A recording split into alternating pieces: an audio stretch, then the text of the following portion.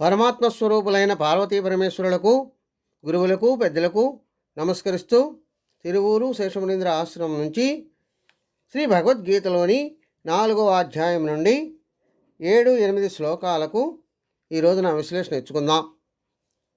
అది ఏమని చెప్తున్నాయంటే, యదా యదా హి ధర్మస్య గ్లానిర్భవతి భారత అభ్యుత్థానమద్ధర్మస్య తదాత్మానం సృజామ్యహం పవిత్రాణాయ సాధూనాం వినాశాయ చ దుష్కృతాం ధర్మ సంస్థాపనార్థాయ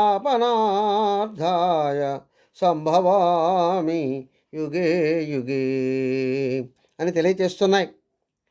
అంటే సాధకుడైనటువంటి అర్జునులకు శ్రీకృష్ణ పరమాత్మ ఈ విధంగా చెప్తున్నారు. ఏమనంటే, ఎప్పుడైతే ధర్మానికి పీడ కలుగుతుందో, అంతేకాక అధర్మం పెచ్చు పెరిగిపోతుందో, అప్పుడు అక్కడ నాకు నేనుగా సృష్టి చేసుకుంటూ అవతరిస్తూ ఉంటాను.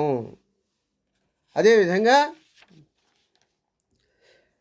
మంచి వారిని రక్షించడం కోసము, చెడ్డవారిని నశింపచేయడం కోసము, ధర్మాన్ని స్థాపించడం కోసము నేను ప్రతి యుగములోనూ అవతరిస్తూ ఉంటాను.